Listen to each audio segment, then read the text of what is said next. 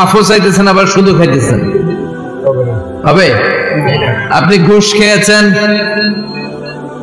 তওবা শুরু করলেন, আবার ঘুষও খেয়ে যাচ্ছেন, হবে? থামেন, স্টপ।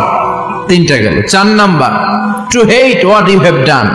ঘৃণা করতে হবে, যে পাপটা করেছেন মন থেকে ওই পাপটাকে ঘৃণা করতে হবে। 5 নাম্বার শর্ত হচ্ছে to determine that you never repeat this sin again in your life.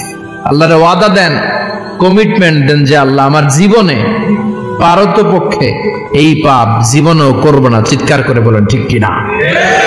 তার মানে আপনি শিকার যান, তারপরে আপনি অনুতপ্ত হবেন, যে পাপ করেছেন থামিয়ে দিবেন, পাপটারে মন থেকে ঘৃণা করবেন, আর আল্লাহরে ওয়াদা দিবেন আল্লাহ আর করব না।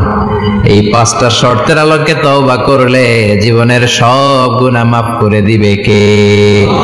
এজন্য আল্লাহ বললেন, ইয়া আইয়ুহাল্লাযীনা আমানু তুবু ইলাল্লাহি তাওবাতান নাসুহা। তওবার মতো তওবা করো, সব গুনাহ মাফ করতে পারে কে? তওবা করবেন তো? রাজি আছেন? কবে করবেন? এই মুহূর্তে তওবা করলাম, এই মুহূর্তে আল্লাহর কাছে ক্ষমা চাই, আল্লাহ জীবনের সব গুনাহ মাফ করে দাও। আমাদের দেশে তওবা করার জন্য হুজুর লাগে, কথা কন? পিসা হুজুর, বড় হুজুর, ছোট হুজুর, হাফেজ সাহেব লাগে না? হাফেজ সাহেব, ইমাম সাহেব, এদের ছাড়া নাকি তওবা হয় না। না, এটা ভুয়া কথা। আপনি অনুতপ্ত হন, আপনি চোখের পানি ছাড়েন, আপনি আপনার রবরে বলেন, ক্ষমা করে দিবে কে? ইমাম সাহেব আসতে হবে শর্ত না, পীর সাহেব হুজুর এসে হুজুরের হাতে হাত রেখে তওবা পড়তে হবে শর্ত না। আপনার রবরে ডেকে চোখের পানি ছেড়ে ক্ষমা চান, ক্ষমা করবে কে? আর প্রতিদিন শতবার পড়তে থাকবেন আস্তাগফিরুল্লাহ। আওয়াজ করে সবাই পড়েন আস্তাগফিরুল্লাহ, আর জোরে পড়েন আস্তাগফিরুল্লাহ। বিশ্বনবী বলেন, মান লাজিমাল ইস্তিগফার জাআলাল্লাহু লাহু মিন কুল্লি দিকিন মাখরাজা। সব সময় ইস্তিগফারের সাথে যে লেগে থাকবে, রব্বুল আলামিন তারে 5টা জিনিস দিবে। কয়টা? কথা কন, আরো জোরে সবাই বলেন কয়টা? নাম্বার 1, জাআলাল্লাহু লাহু মিন কুল্লি দিকিন মাখরাজা। বিপদে পড়লে বিপদ থেকে উদ্ধার করবে কে? আমাদের তো কোনো বিপদ নাই না? আছে, আছে। কত বিপদ, হ্যাঁ? রাস্তাঘাটে দুর্ঘটনা হতে পারে, যে কোনো সময় ভূমিকম্পে পড়তে পারি, বজ্রপাত পড়তে পারে না, ঠেড়া বইরা মানুষ নাই, আছে না নাই? এই বিপদ আপদ থেকে আপনারা রক্ষা করবে কে? যদি আপনি ইস্তিগফারের সাথে আঠার মতো লেগে থাকেন। কিসের সাথে? কথা বলেন। ইস্তিগফারের সাথে লেগে থাকতে পারলে 1 নাম্বার হচ্ছে বিপদে পড়লে আপনারে মুক্ত করে দিবে কে? 2 নাম্বার, মিন কুল্লি হাম্মিন ফারাজা। যে কোনো ধরনের টেনশন, হাইপার টেনশন থেকে বাঁচায় দিবে কে? আমাদের তো টেনশন মেনশন নাই না? আছে। লাইফ নিয়ে টেনশন, বাঁচার টেনশন, মরার টেনশন, ক্যারিয়ারের টেনশন, রাস্তাঘাটে যানজট, এটার টেনশন, পুলিশের দৌড়ানি, র্যাবের দৌড়ানি, বাড়ির ভাড়া, গ্যাস বিল, বিদ্যুৎ বিল, ছেলে মেয়েদের লেখাপড়া, কত টেনশন। এই সব টেনশন থেকে আপনারে মুক্ত করে দিবে কে? 3 নম্বরে, ওয়ারযুকহু মিন হাইসু লা ইয়াহতাসিব। এমন জায়গা থেকে আল্লাহ আপনার রিজিকের ব্যবস্থা করবে আপনি কল্পনাই করতে পারবেন না। সুবহানাল্লাহ বলেন। 4 নম্বরে, সবসময় ইস্তিগফার যদি পড়া হয়, আল্লাহর কোনো আযাব ওই বান্দার উপরে আসে না। ওমা কানাল্লাহু মুআযযিবাহুম ওয়া হুম ইস্তাগফিরুন।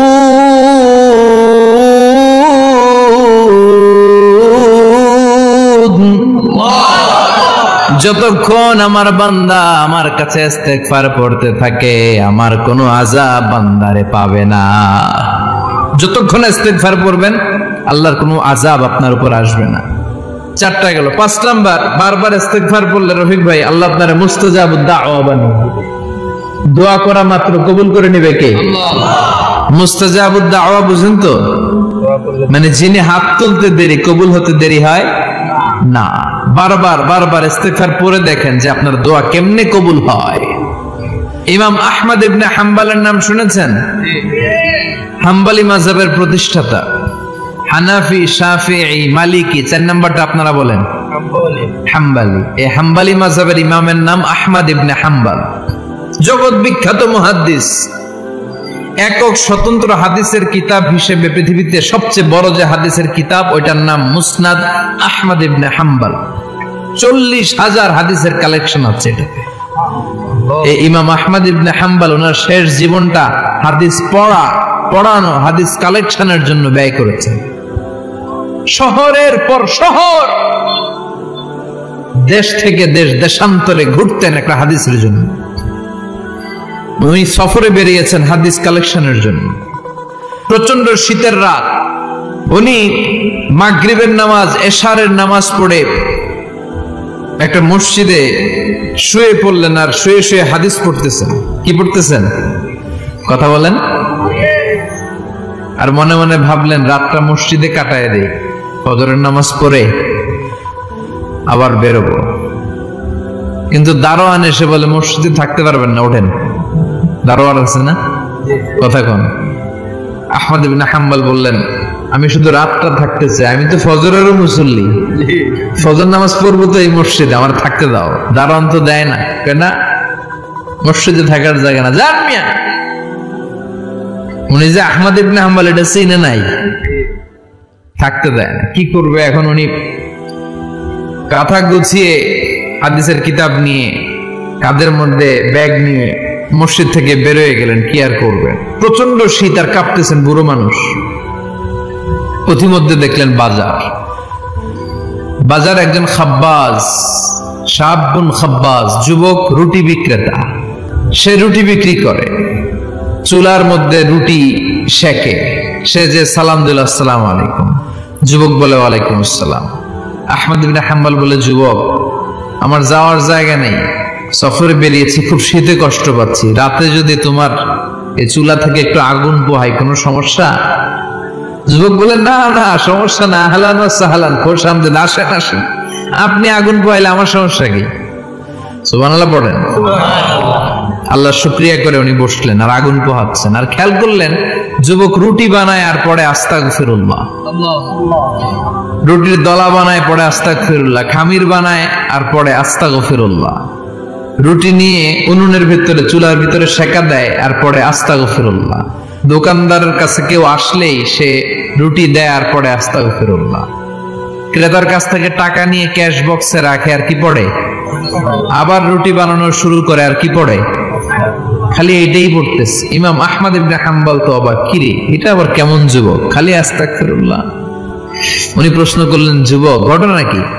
আসার পর থেকেই তোমার দেখতেছি তুমি রুটি বানাও, রুটি বিক্রি করো আর পড়ো আস্তাগফিরুল্লাহ, মালাকা ইয়া শাবাব। যুবক বলে, আস্তাগফিরুল্লাহ আমার সবচেয়ে বেশি পছন্দের আমল, আমি সব সময় আঠার মতো ইস্তিগফারের সাথে লেগে থাকি আর সব সময় পড়তে থাকি আস্তাগফিরুল্লাহ, আর এর বদৌলতে আল্লাহ আমারে মুস্তাজাবুদ দাওয়া বানিয়ে দিয়েছে। সুবহানাল্লাহ। আহমদ ইবনে হাম্বল তো অবাক, আনতা মুস্তাজাবুদ দাওয়া, তুমি মুস্তাজাবুদ দাওয়া, রুটিওয়ালা। আমি এত বছর হাদিস পড়াই, আমিও তো মুস্তাজাবুদ দাওয়া না, আর তুমি রুটি বেচো বাজারে, তুমি মুস্তাজাবুদ দাওয়া, তুমি দোয়া করলে সব কবুল হয়ে যায়। যুবক বলে, নাম আনা মুস্তাজাবুদ দাওয়া, আমি আমার জীবনে যত দোয়া করেছি কবুল করে নিয়েছে কে? আল্লাহ। সব দোয়া কবুল করে নিয়েছে আল্লাহ, একটা দোয়া ছাড়া। কয়টা? আহমদ ইবনে হাম্বলের কৌতূহল, কিউরিওসিটি আরো বেড়ে গেল। কি? সব দোয়া কবুল হয়েছে, একটা দোয়া ছাড়া। মাযালিকা দোয়া ইয়া শাব, কি সেই দোয়া? যুবক এবার বলতে শুরু করলো, আমার জীবনে যে দোয়াটা আল্লাহ কবুল করে নাই সেটা হচ্ছে, আমি আল্লাহর কাছে অনেক চেয়েছি, অনেক দোয়া করেছি, যে আল্লাহ শুনেছি এই জামানার সবচেয়ে বড় মুহাদ্দিস, তার নাম নাকি ইমাম আহমদ ইবনে হাম্বল। আল্লাহ তোমার কাছে আমার চাওয়া, আমি যেন এই ইমাম আহমদ ইবনে হাম্বলের দেখে মরতে পারি, আমি যেন ইমাম আহমদ ইবনে হাম্বলের হাতে হাত রেখে মুসাফা করতে পারি আর তার কপালে একটা চুমু এঁকে দিতে পারি। আহমদ ইবনে হাম্বল আবেগপ্রবণ হয়ে গেলেন, চোখের পানি ছেড়ে দিলেন। বললেন যুবক, তোমার এই দোয়াটাও কবুল হয়ে গিয়েছে। আহমদ ইবনে হাম্বলের দেখার সাক্ষাৎ পাওয়ার জন্য আহমদ ইবনে হাম্বলের বাড়িতে তোমার যাওয়ার দরকার নাই। আহমদ ইবনে হাম্বল তোমার দরবারে ছুটে এসেছে। আনা আহমদ ইবনে হাম্বল মুহাদ্দিসুদ দাহর, আমি নিজেই আহমদ ইবনে হাম্বল। যুবক চোখের পানি ছেড়ে দেয়, আহমদ ইবনে হাম্বল চোখের পানি ছেড়ে দেয়। যুবক চিৎকার মেরে ইমাম আহমদ ইবনে হাম্বলকে জড়িয়ে ধরে, হাতে হাত রেখে মুসাফা করে, কপালের মধ্যে চুমু খায় আর আল্লাহর শুকরিয়া করে বলে, ও ইমাম, আসলে এই দোয়াটাও আল্লাহ আজকে কবুল করে নিল। বিশ্বাস হয়? সবসময় ইস্তেগফার পড়লে আপনার দোয়াগুলোর এইভাবে কবুল করে নিবে কে? এই পাঁচটা জিনিস পাবেন সবসময় যদি ইস্তেগফারের সাথে লেগে থাকেন। রাজি আছেন তো? এই জন্য বিশ্বনবী সব সময় নামাজে সালাম ফেরানোর পরে পড়তেন আস্তাগফিরুল্লাহ। কি পড়তেন? আস্তাগফিরুল্লাহ। 3 বার পড়তেন আস্তাগফিরুল্লাহ, আস্তাগফিরুল্লাহ, আস্তাগফিরুল্লাহ। পড়তে রাজি আছেন? ইনশাআল্লাহ। ইস্তেগফারের অনেকগুলো আলফাজ আছে, সবচেয়ে ছোট ইস্তেগফার হচ্ছে এটা, আস্তাগফিরুল্লাহ, আস্তাগফিরুল্লাহ। আরো আছে আস্তাগফিরুল্লাহ আল্লাযী লা ইলাহা ইল্লা হুয়াল হাইয়ুল কাইয়্যুম ওয়া আতুবু ইলাইহি। বিষ্ণু বলেন এই ইস্তেগফারটা যদি কেউ পড়ে, আত-তাওয়াল্লি মিন ইয়াউমিজ যাহাফ, যুদ্ধের ময়দান থেকে পালিয়ে আসা কবিরা গুনাহ। কি গুনাহ? কাফেরদের সাথে যুদ্ধ, আমি তাগড়া যুবক, তলোয়ার নিয়ে নেমেছি, আমার দেহের 1 ফোঁটা রক্ত থাকা পর্যন্ত আমি যুদ্ধ চালিয়ে যাব, আমি ফিরে আসতে পারবো না, আইনটা কার? ফিরে আসলে কবিরা গুনাহ। বিশ্বনবী বলেন যুদ্ধের ময়দান থেকে ফিরে এসেছে এরকম কবিরা গুনাহ অবলম্বনকারীও যদি আস্তাগফিরুল্লাহ আল্লাযী লা ইলাহা ইল্লা হুয়াল হাইয়ুল কাইয়্যুম ওয়া আতুবু ইলাইহি পড়ে, ওই কবিরা গুনাহকারীকেও ক্ষমা করে দিবে কে? পড়তে রাজি আছেন তো? আবার সাইয়েদনা আবু বকর বললেন, ইয়া রাসূলুল্লাহ আল্লিমনি দুআআন আদউ বিহি ফি সালাতি, এমন দোয়া আপনি আমারে শিক্ষা দেন যে এই দোয়াটা আমি নামাজে পড়তে পারি। বিষ্ণুই বললেন, পড়ো আল্লাহুম্মা ইন্নী যালামতু নাফসি যুলমান কাসীরান ওয়া লা ইয়াগফিরুয যুনুবা ইল্লা আনতা ফাগফিরলি মাগফিরাতাম মিন ইনদিক ইন্নাকা আনতাল গফুরুর রহিম। সুবহানাল্লাহ পড়েন। এটাও ইস্তেগফার। আমরা এটার বলে দোয়া মাসুরা, সালাম ফেরানোর আগে পড়ি না? যেখানেই ক্ষমা চাওয়ার কথা আছে ওইটারই কি বলে? ইস্তিগফার। আল্লাহুম্মা ইন্নী যালামতু নাফসি, আল্লাহ জুলুম করেছি, যুলমান কাসীরা, অনেক জুলুম, ওয়ালা ইয়াগফিরুয যুনুবা ইল্লা আনতা, তুমি ছাড়া এই গুনাহ ক্ষমা করার তো কেউ নাই। ফাগফিরলি মাগফিরাতাম মিন ইনদিক, তোমার দয়ায় আমারে ক্ষমা করে দাও। ইন্নাকা আনতাল গফুরুর রহিম, তুমি হলা ক্ষমাশীল। ঠিক কি না? এটাও ইস্তেগফার, এটাও পড়বেন। আর এই সব ইস্তেগফারের শ্রেষ্ঠ ইস্তেগফারের নাম সাইয়্যিদুল ইস্তেগফার। যত ইস্তেগফার হতে পারে এর মধ্যে সবচেয়ে শ্রেষ্ঠতম ইস্তেগফার নাম কি? সাইয়্যিদুল ইস্তেগফার। কথা কন। বুখারীর বর্ণনা, শাদ্দাদ ইবনে আউস রাদিয়াল্লাহু তাআলা আনহু বর্ণনা করেন, এই সাইয়্যিদুল ইস্তেগফার দিনের বেলা যে পড়বে ওই দিনে মারা গেলে সে জান্নাতি। এই সাইয়্যিদুল ইস্তেগফার রাতের বেলা যে পড়বে ওই রাতে যদি ইন্তেকাল হয় ওই লোকটা জান্নাতি। মুখস্থ আছে না? কার কার মুখস্থ? হাত তুলেন। মাশাআল্লাহ, তাবারাকাল্লাহ, মাশাআল্লাহ, মাশাআল্লাহ। আর যাদের নাই তাদের হোমওয়ার্ক, তাদের আল্লাহুম্মা আনতা রাব্বি লা ইলাহা ইল্লা আনতা খালাকতানি ওয়া আনা আবদুক وأنا على عهدك ووعدك ما استطعت أعوذ بك من شر ما صنعت أبوء لك بنعمتك علي وأبوء لك بذنبي فاغفر لي فإنه لا يغفر الذنوب إلا أنت سبحان الله পড়েন। সুবহানাল্লাহ। আজকে রাতে পড়ছেন, মারা গেলে জান্নাতি। চিল্লায় পড়েন আল্লাহু আকবার। এজন্য বিষ্ণুই বলেন আমার আগের গুনাহ মাফ, পরের গুনাহ মাফ, তারপরেও প্রতিদিন আমি 70 বার তওবা ইস্তেগফার পড়ি। আজকে থেকে পড়তে রাজি আছেন তো? ইনশাআল্লাহ। বেশি বেশি ইস্তেগফার পড়া যাবে না? একটু প্রাণ খুলে দিল খুলে আওয়াজ করে পড়েন তো আস্তাগফিরুল্লাহ। আর জোরে পড়েন আস্তাগফিরুল্লাহ।